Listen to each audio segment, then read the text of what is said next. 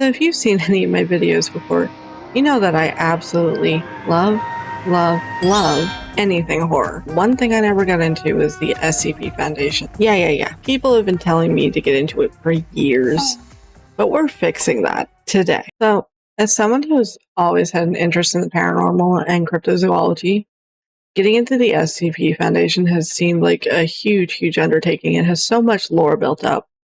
But I'm glad there's like a guide on how to get into it. And if you guys have any SCPs you want me to check out in future videos, please let me know, because I've learned they're all over YouTube. So, you stumbled upon or heard about a thing called SCP, and you're wondering what it's all about. This guide has all the information you need to know about what the SCP Foundation is and what it has to offer you. Think of it as the ultimate primer to the universe, and the wiki as it is and should be seen today. This guide is split up into 3 sections, and they are as follows. Number 1, the basics. An introduction to the SCP Foundation and wiki, covering the SCP format, object classes, in-universe lore about the Foundation, and important vocabulary, and why it all matters. There's different classifications to things. No wonder this has been so daunting to get into. Number 2, in-universe elements. This covers some background information and a lot of commonly used terms that might leave a new reader lost or confused. At this point, should I be taking notes? Maybe not yet. Number 3, things to read and do. A tour of the entire SCP universe, covering all modes of writing and different kinds of pieces that you can read. From -Js to EXs, 001 proposals to groups of interest, tales, and canons. There's a lot more than just the SCP series. I understood none of that. Okay, let's get started. The basics. Operating clandestine and worldwide, the Foundation operates beyond jurisdiction, empowered and entrusted by every major national government with the task of containing anomalous objects, entities, and phenomena. These anomalies pose a significant threat to global security by threatening either physical or psychological harm. Oh, I was always like a Buffy girl. Like 2 of my cats are named from the series. Come on. So this is kind of reminding me of like the Watchers and the Slayers already a little bit. I like it. Introduction. The SCP Foundation is a collaborative writing platform centering around a fictional foundation, a scientific and military organization that seeks to protect humanity and the status quo by locating and containing anomalies, objects, life forms, events, locations, concepts, creations, and phenomena that, in one way or another, violate natural law. That's so interesting. On the SCP Wiki, authors tell stories and explore ideas within this urban fantasy science fiction universe, creating rich pieces of writing that take place in a world where the anomalous exists and how people and organizations interact with them. These articles may showcase the different types of phenomena that might exist in this universe, the SCPs themselves, or tell compelling narratives about life and interactions within the SCP world, tales, canons, and groups of interest formats. So, from what I'm getting, the SCP universe is something that's basically been built on a certain type of fan fiction. If it's like the fans all writing about it, that's kind of cool. It's like a community group creating this whole thing.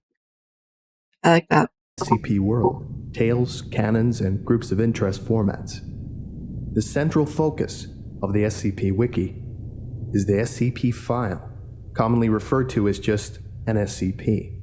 It is a set of in-universe technical documentation supposedly compiled by the Foundation in an effort to understand, analyze, experiment with, and most importantly, contain the anomaly. The SCP file is, in effect, a form of constrained writing, an immersive way to tell a story about the nature and history of an anomalous object or entity, whether directly or by hinting at some greater idea. Each SCP is given a unique serial number or designation, and on the wiki, you can browse SCPs with designations ranging from 1 to 3,999. Wow. They are organized into 4 numerical series. Series 1, SCP-1 through to 999. Series 1 was written from 2007 to 2011. Series 2, SCP-1000 through to SCP-1999. Series 2 was written from 2011 to 2013. Series 3, SCP-2000 through to SCP-2999. Series 3 was written from 2013 to 2017. And where this is an older video, I think it's 7 years old. There must be even more entries now if it's still ongoing. Wow. Like, the creativity that goes behind that is absolutely amazing. And Series 4, SCP-3000 through to SCP-3999. This series is still being written, but it started in 2017. Wow. The SCP format. An SCP file has a very specific format that, in general, must be strictly adhered to. SCPs are the backbone of the entire franchise. These documents are the set pieces of the universe, showcasing its tone, stories, and possibilities. The basic format of an SCP is as follows. Item number, SCP hyphen, then the number. Object class, then a category name. Special containment procedures, then a detailed summary of all specific means needed to make sure the anomaly is safely contained. Description, then a technically written documentation of all things that the anomaly is, does, and can do. And finally, supplements, optional additional files added onto the base document. So you guys gotta remember I'm going into this kind of blind. I know very little about SCPs. I watched a stream of someone playing an SCP game, I don't know, like 2 years ago. So I don't know, like, as someone's writing about their SCP, can other people go in and add details, or like, is it just up to them? Can they leave some things blank? Because, you know, not all of them are going to have been contained, right? Each SCP is given an object class based on the degree of containment difficulty. Here are the primary object classes. Safe. The anomaly can be contained by simply leaving it alone. No special procedures, methods, or events are necessary to keep it from damaging the world. This does not necessarily mean it's not dangerous. A safe class object can be world-threatening if not contained, but it's just really easy to contain them. Some notable examples of safe class SCPs are SCP-1981, SCP-2579, SCP-993, SCP-1425, and SCP-3039. These are all examples of SCPs. That looks like a normal bear. And that looks like a creepy-ass clown. Are those books? What are we getting into? Okay. All examples will be in the video description. Next, Euclid. The anomaly is inherently unpredictable or requires some amount of special effort to be contained. You're not quite sure what will happen if you leave it alone, and it might be a little bit more complex than a safe class entity, object, or phenomenon. Some notable examples of Euclid class SCPs are SCP-3008, SCP-426, SCP-1171, SCP-3001, and SCP-1609. Are you guys calling IKEA an SCP? I'm gonna need an explanation on this one. And finally, Keter. These SCPs are really difficult to contain, requiring a huge expenditure of resources or extensively complex containment procedures. Wow. The most dangerous of phenomena are classed as Keter, often, but not always, posing an existential threat to humanity, the world, or universal structure itself. Some notable examples of Keter-class SCPs are SCP-1739, SCP-231, SCP-2935, SCP-2293, and SCP-3200. So just to make sure I've got this all down so far, the SCP Foundation is like a government cover-up, and the SCPs are ranked like gacha rarities from least to most dangerous, and it's all written by the fans. Okay, I love it. It's perfect. In addition, there are a number of esoteric and secondary classes that are used much less than the big three that I just mentioned, This but is even still mean. serve important purposes. Thaumiel. This is a very rare object class only known to the highest levels of the Foundation. In essence, Thaumiel class objects are anti-Keter. They are used in the containment or counteracting of other SCPs. They act as powerful tools to be used by the Foundation, which normally rarely uses anomalies.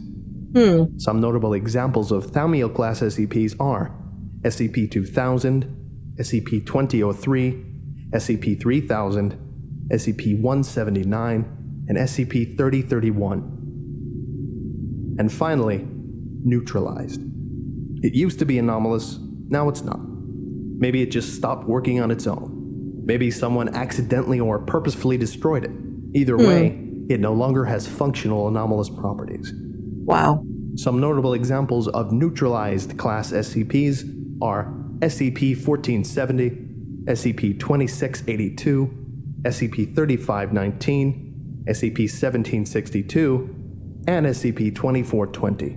Oh, puppy. If you want to stop watching this guide now and start diving into the wiki, this is a good time to do so. No. But be I sure need to more finish this explanation. guide if you're unsure of anything. Maybe you can pick one from the links from the description and then follow the cross-links and navigation in the article. Maybe you can go to a series page. I highly recommend series 2 and 3, and just click on one with an intriguing title. Or you could roll the dice and press random SCP. One of the best ways to learn about the Foundation is to discover for yourself all the genres, emotions, and ideas it can evoke, to keep that sense of mystery and gritty realism.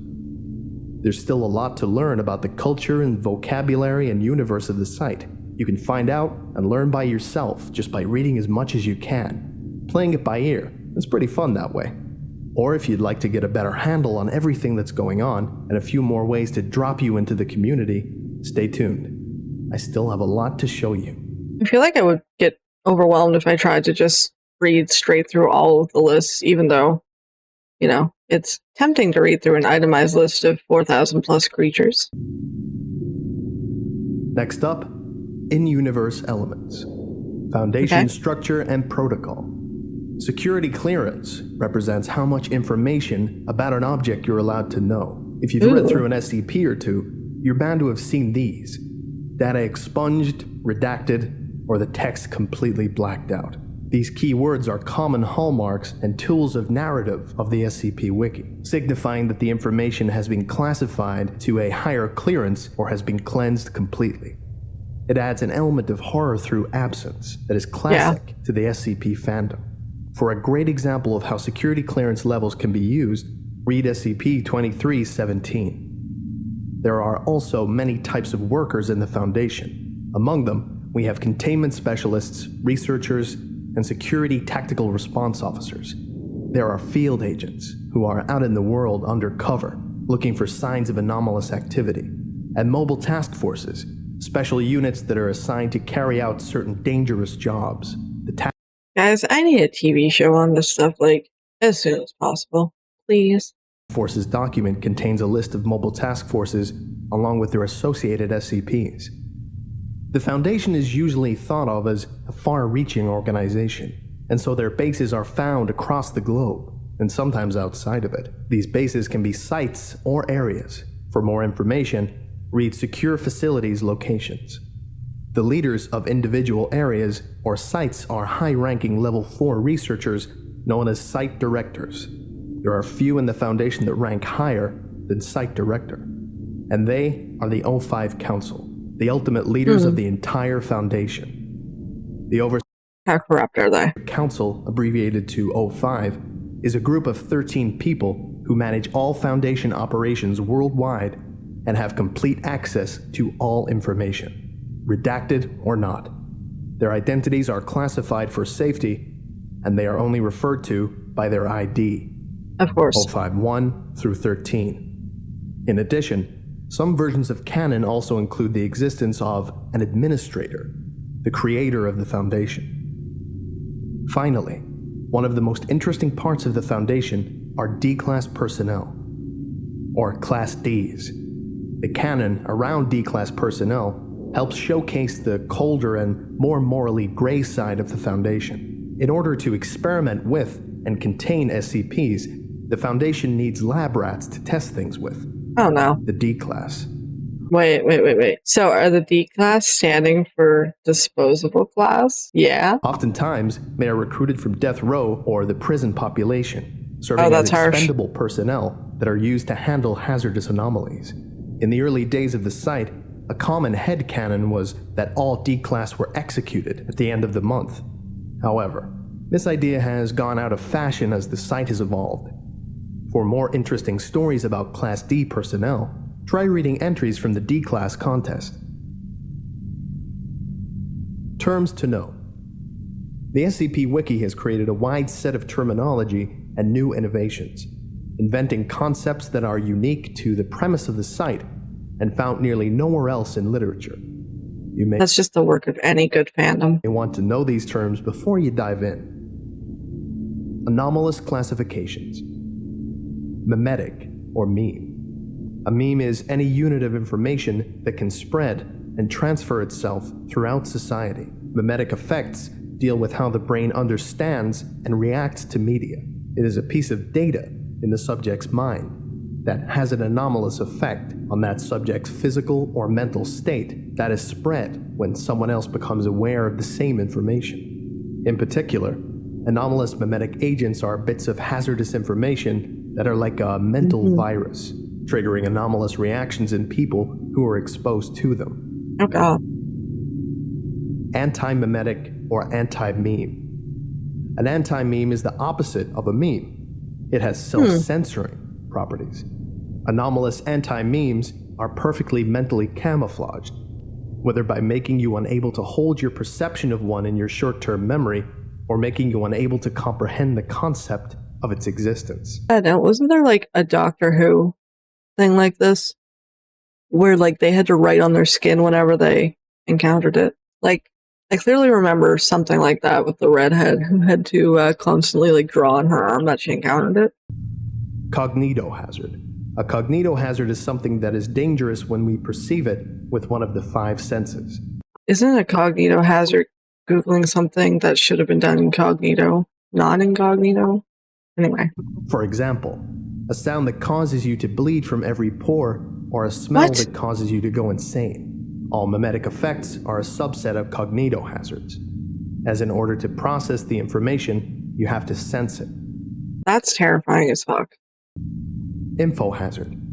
Infohazards are anomalous effects that trigger when the SCP is described, referred to, or acknowledged. You don't even have to sense the thing to be affected by an infohazard.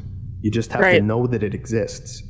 It affects data written about the anomaly and people that are made aware of the existence of the effect. That's horrifying. Holy shit. Ontokinetic or reality bender. An ontokinetic being can manipulate the laws of reality, magic, through anomalous means. Groups of interest contain and study reality benders, often in unethical ways, creating some moral crises for the Foundation. Anart, or anartist. Anart is short for anomalous art. Many people and groups aware of the existence of reality-breaking phenomena choose to explore it by creating often surrealist art with extra-normal properties. These people being called anartists. Wow. Narrativic or pataphysical. A narrativic anomaly manifests itself within works of fiction, often affecting the content of the work involved by creating characters, changing the setting, or blurring the line between fiction and the reality. That almost sounds like a virus of some sort. Odd. The pataphorical or pataphysical SCP explores narrativic anomalies using the wiki itself as the narrative. It explores the idea of characters we write on the website attempting to communicate and manipulate us, and being aware of things on the website like author pages, deletions, and discussion forums. Technology and engineering. Scranton Reality Anchor. Scranton Reality Anchors are technological devices used by the Foundation to essentially regulate consensus reality. They cancel out or prevent the effects of reality-bending entities and anchor down areas where the level of unreality is higher or lower than normal, counterbending it so that it matches the reality that we know and inhabit. Many contemporary authors have criticized the widespread use of SRAs as a catch-all for containing any type of structural or ontokinetic effect. That sounds like too much manipulation could have devastating effects. Telekill. The SRA back in the old days. Except the problem was worse. In its original form, it was a metal that blocked all mind-affecting or compulsive effects. People went crazy over it and started using it in all their containment procedures, and mistakenly thought it also blocked mimetic effects. Scranton's rewrite of the article added some nuances and drawbacks to it, and its usage had fallen by the wayside anyway, as people have become more innovative with writing.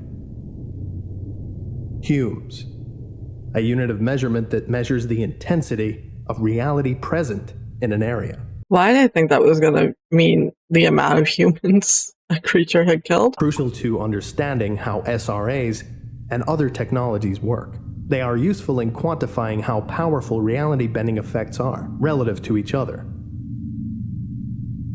K-class scenario, a term used to classify possible apocalypse scenarios. Oh no. Which the Foundation deals with on a daily basis. A daily basis? Oh my god. When discussing the possible outcomes of dangerous effects or entities. That's so scary. The most common type is XK class, which describes a conventional destruction of the planet scenario. There are multiple minor ones whose exact definitions in canon are being argued over. Guys, this is terrifying. Wow. Including CK class, the restructuring of a reality. AK class, humanity goes crazy. SK class, the dominant species on Earth is no longer humans. And ZK class, reality universal failure. Amnestic, mind wipe drugs. Oh no. A narrative tool used by authors to explain A, how the Foundation is able to keep the masquerade of secrecy, and B, to create stories dealing with memory and knowledge. In universe, these are simply chemicals that erase a normal human's memory of. So as a literary device, that's awesome. I just hope it's never a real thing. That is horrifying. And I know brainwashing is a real thing, but still. Some amount of time. When the Foundation has to recover an anomaly in the real world, or seriously messes up, these are used. Things to read and do. There's more to the wiki than the SCP series. In this section, I open the door to the other areas of the site that are part of the Foundation universe, as well as answer some common questions about key but confusing parts of the site. What is SCP-1? Wouldn't that just be the first SCP? In the early days of the site, when the wiki was just getting started, there was some debate over what should be this sacred number.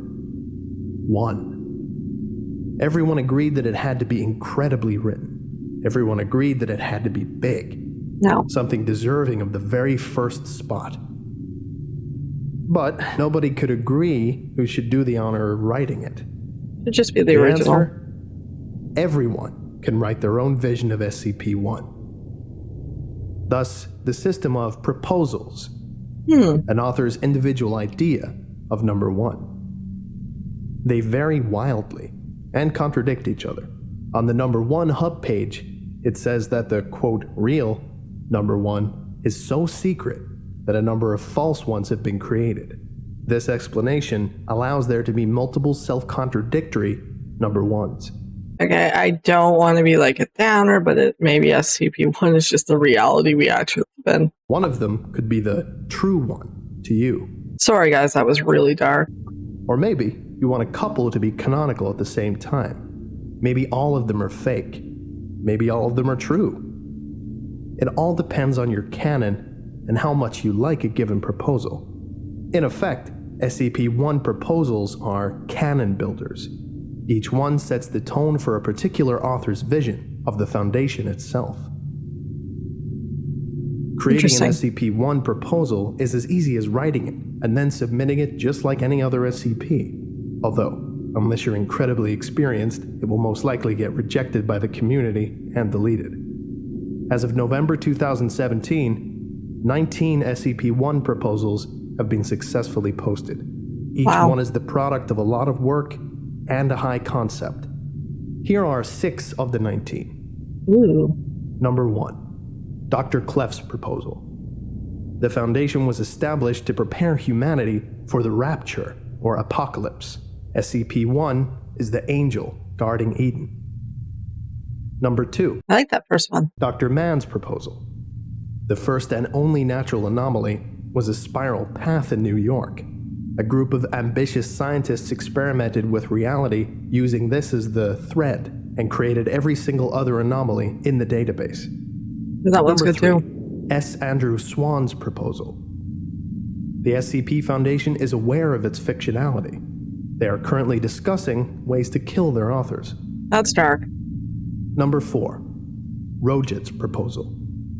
Keter-class anomalies are an inherent part of the universe and can be contained using each other. By releasing all Keter-class anomalies, the universe can be manually restructured. Don't like that. Number 5. Twisted Gear's Cactus proposal. SCP-1 is one manifestation of the mechanical god worshipped by a clockwork cult, which wreaked havoc on the world before the military destroyed it. And finally, Number 6. Kaladin's proposal. Humanity was originally a slave race whose suffering was harvested to create utopia on another planet. We escaped and then tried to cloak ourselves. The cloak failed, and our masters are trying to bring us home. Actually, a really good idea for like a dystopian novel. I really like that.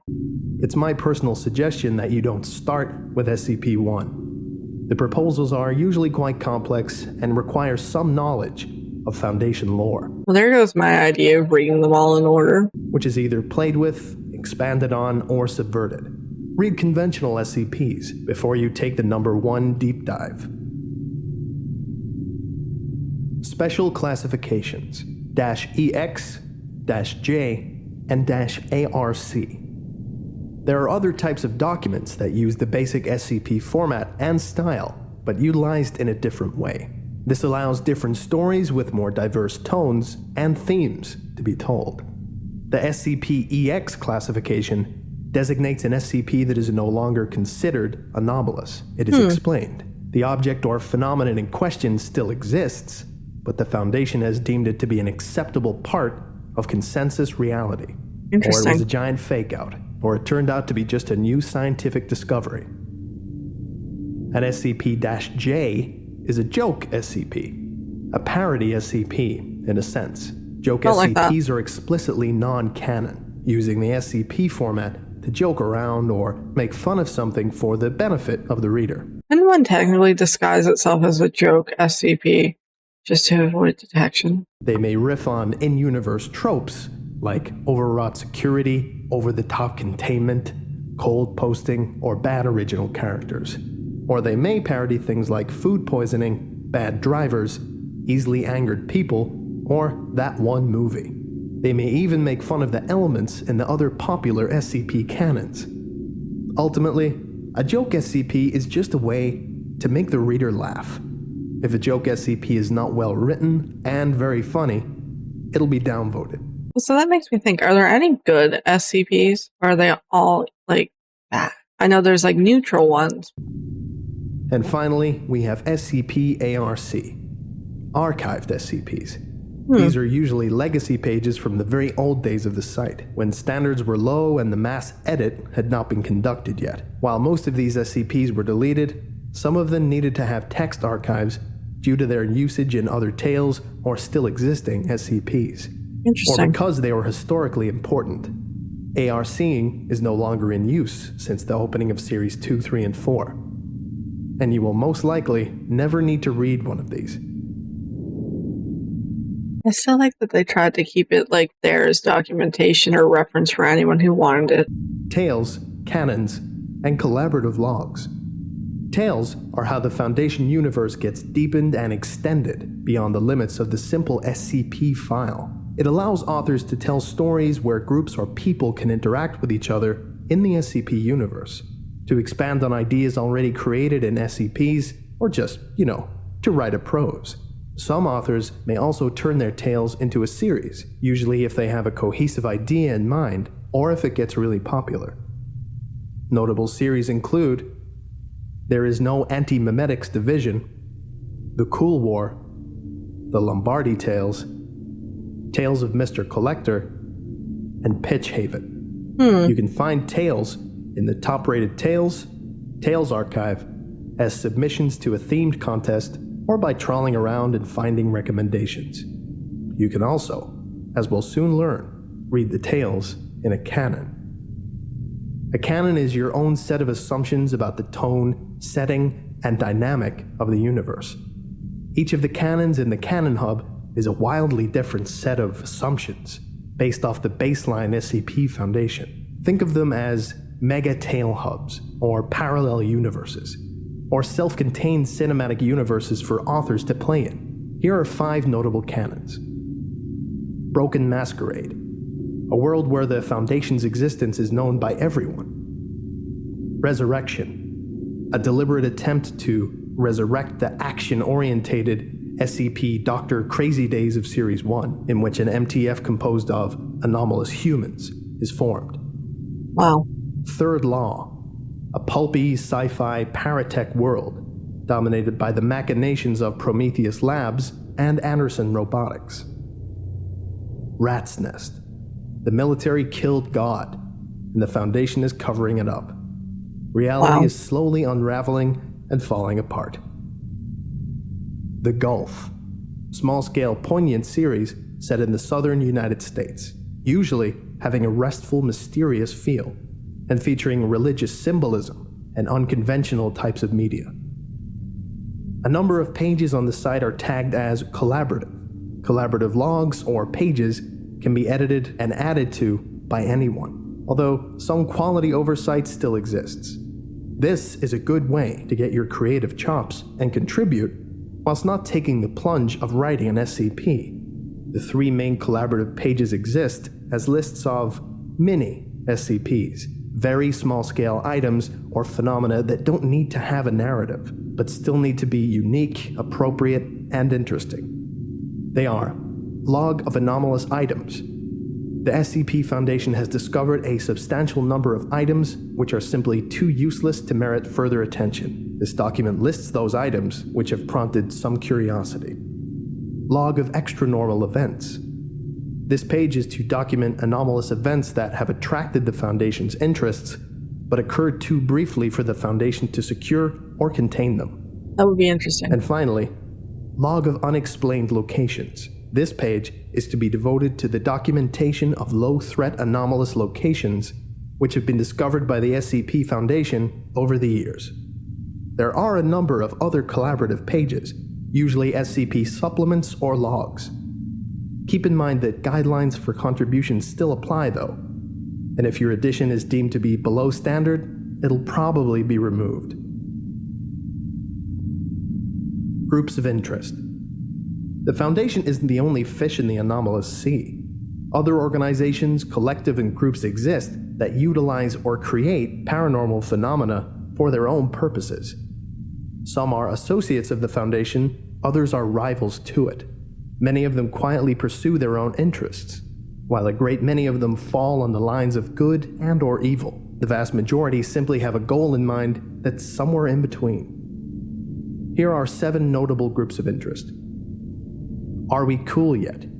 A collection of artists, usually producing surreal and disturbing works of art. Their pieces are designed to have maximum impact and are usually lethal in some way. That's scary. The Chaos Insurgency, a rogue cell of the Foundation that uses terrorist means to steal and repurpose powerful anomalies to gain control over nations and conduct unethical experiments using them. Oh god.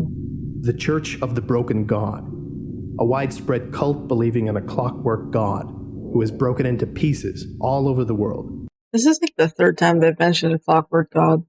That is very interesting. I wonder if there's like articles on this. Dr. Wondertainment, an individual or company that makes anomalous artifacts that are supposed to be children's toys. The Serpent's Hand, a small organization headquartered in an interdimensional library, believing in anomalous rights and the normalization of the paranormal and magical. Marshall, Carter, and Dark, a corporation that buys and sells anomalous items for the benefit of the super rich. That sounds like an organization that would do that too. Global Occult Coalition, or the GOC, a massive military organization under control of the UN, using technology and force to destroy the extra-normal wherever they find it. Many groups also have their own form of documentation, similar to an SCP. On the wiki, they are called GOI formats, and they are stories told from a different perspective than the Foundation. Interesting. For more information, visit the Groups of Interest page, as well as the ongoing Groups of Interest overview and guide on the SCP Declassified subreddit. Beyond the main site, you can find stories and SCPs to read even beyond the classifications and places I've already detailed. In this final section, I present other outlets of writing associated or tied to the SCP Wiki that you can also look into. Firstly, a great place for you to discover lesser known but very well written tales and SCPs are in the Contest Archive. For example, SCP-1000, 2000, and 3000 contests all have SCPs themed around urban legends, sci-fi, and horror, respectively. Sounds like my area. You have the Short Works contest, and the D-Class contest mentioned earlier, and the History contest for both Tales and SCPs. Then there are the gigantic, multi-part Mobile Task Force contest and Groups of Interest contest, and then the Dystopia and Reimagining contests, and so forth. There's so much to find. The Wanderer's Library is set in the mysterious, ancient, magical Library of the Serpent's Hand. It includes prose pieces and poetry set in the SCP universe, but focused on evoking a sense of wonder, of the extraordinary and fantastical. Quote, a sense that there is a larger world beyond the one we know. In the world of the library, these wonders are hidden, but never truly far away. But never forget that this is a wilder world than our own, and it's never entirely safe, either. And finally, we have the international foreign SCP branches. There's French SCPs, Russian SCPs, Japanese SCPs, and a whole bunch more. Wow, the SCP interest goes so much further than I thought. I just thought it was this little website that people input their fictional monsters on, and I didn't know how much reach it had and how vast the universe was. I'm actually shocked over this. Each brand has their own set of SCPs, many of which have extremely creative and diverse ideas. If you're looking for more SCPs to read, this might be a place to find cool concepts. And if you don't know a foreign language, the main SCP-INT Wiki Hub has translations of some of them. This was entirely written by Reddit user Modulum83 over on the SCP Declassified subreddit. All links will be in the description. If you enjoyed it, give Modulum83 some praise in the comments section for writing something I couldn't write myself. I hope it answered most of your questions about who we are and what we do, and that it convinced you to take a dive and become part of the universe and the community. Okay, I did not realize how huge the SCP universe was. I really didn't. That was so interesting, and I want to know all about all these different SCPs that were mentioned in this. If you guys have specific SCPs you want me to react to, send them my way, make a comment, come post in the Discord. I'll definitely be doing videos on these. I'll definitely be doing reactions on these. And thank you for watching.